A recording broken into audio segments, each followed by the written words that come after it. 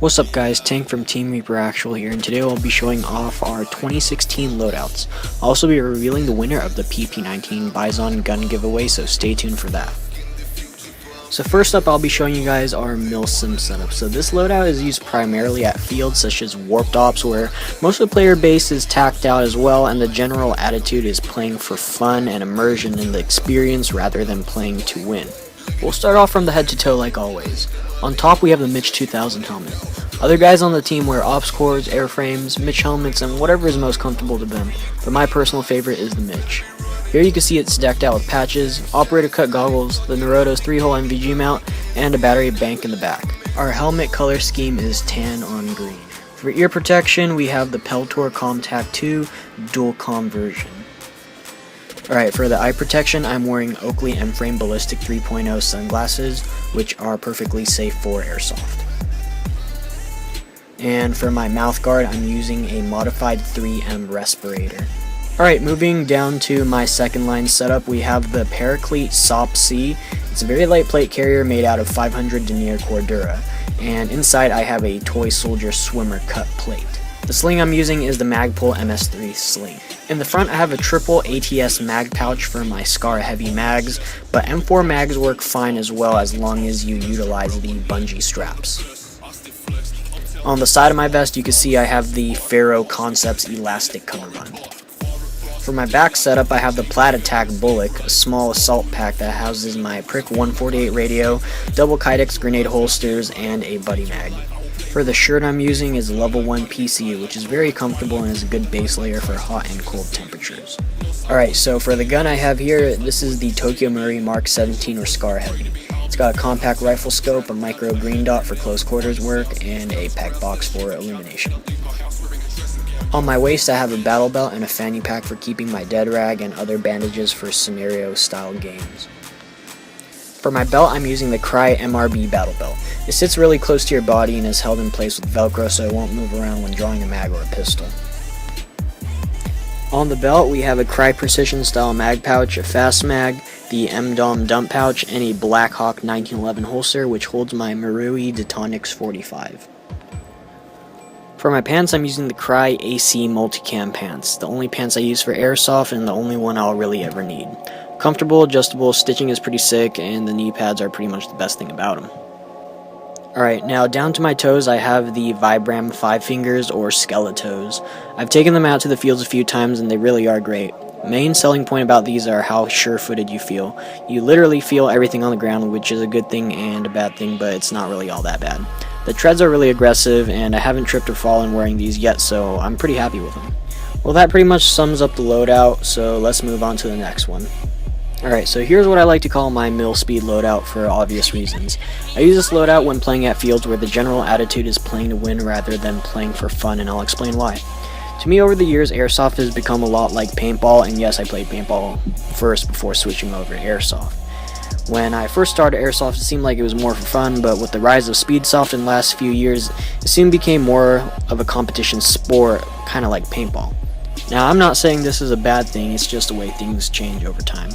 The most important change about this loadout is the absence of the vest, not for weight reduction, but to make sure I feel my hits, which is equally important for my opponent and for myself.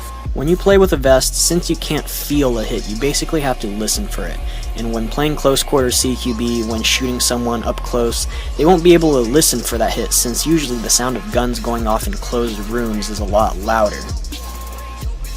Because I encounter people who wear plate carriers and CQB not calling their hits, I don't wear mine so I don't come off as a hypocrite, and to make sure that I call all my hits.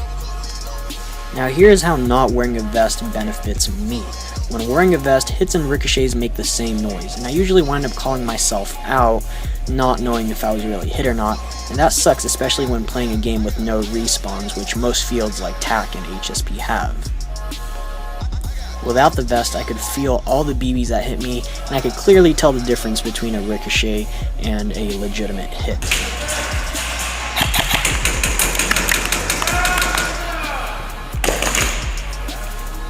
What the fuck? Alright, the next issue is when I get the "I hit you bro" from another player while wearing a vest. I usually wind up calling myself out, not knowing if he really did hit me or not, in the off chance that I may have not heard the hit. Without the vest, because I could feel everything, when I now get the "I hit you, bro," I can now confidently say, "No, you didn't," because if you did, I would have felt it. People calling hits and myself calling hits are the most important part about Airsoft, which is why not wearing a vest is beneficial for both sides, especially at a competition field. If it were up to me, I would have restrictions for wearing vests at CQB fields, but the best solution I found for people wearing vests is to just keep on shooting them until you see their hand go up. None of that nice guy double tap bullshit, because being courteous at a competition field just gets you killed. Alright, so you can see here that I'm wearing a Dye I4 paintball mask. Now, in one of my old videos, I said I would never buy Dye I4s, and I didn't, because I got these in a trade. I will admit they do look cool, but for this loadout, I can switch out between my regular helmet setup and the paintball mask. Here I'm wearing the Desert Night Parka, which I wear when it gets pretty cold here in California. It's not insulated, and it's thinner than a hoodie, allowing me to still feel all my hits. The gun I use for this loadout is my Mark 18. It's a lot lighter and mobile than a Scar Heavy, not to mention shorter too. Because I don't have a vest to carry all my mags, I just use one 450 round high cap, which is plenty for me. My belt line is the same as the previous loadout, as well as everything else below my waist. Well, that pretty much wraps up our 2016 loadouts. I hope you guys enjoyed, and as new products keep on coming up and as we keep on changing things up, we'll keep on putting out these kind of videos. Now let's move on to the announcement of the PP19 Bizon giveaway. Okay. Ready? Yeah. Is it recording? Yes. Right.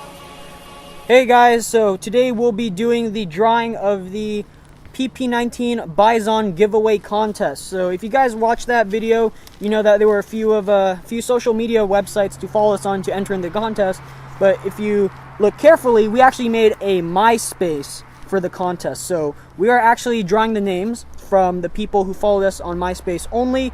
Just because if you actually went through the trouble of making a MySpace account to follow us, that means you want that gun pretty damn bad. So there were only 11 people in total who followed us on MySpace. So if you're one of those people, you have a 1 in 11 chance to win the gun. So we're gonna reveal the names of the people who liked the MySpace, and we're gonna see who's the winner. So we are gonna draw the name out of this nice sus sad boys bucket hat right here.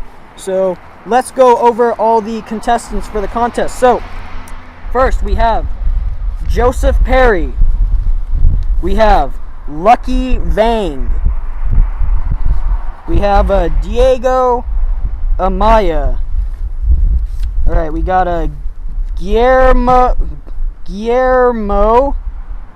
Di Tobel. Okay, we have Nick Roberge. We got Ben Aubrey. We got Joseph Robert. We got Rymir Chamberlain. We got Sophie. I'm not reading that. We got Blake Chapman, and lastly we got Stefan. So those are all of our entries for this contest. So it's really nice chance for those guys. You got 1 out of 11 chance. So we are going to have a special guest choose the names. We're going to have our cameraman right here who doesn't play Airsoft. He actually thinks it's really Introduce yourself. Just say Airsoft real quick for me. All right, so show your hands. Make sure you don't have any, his hands are bare. He doesn't have any papers in there. So he's now going to choose the winner for the PP19 Bizon. So go ahead, don't look, and choose a winner.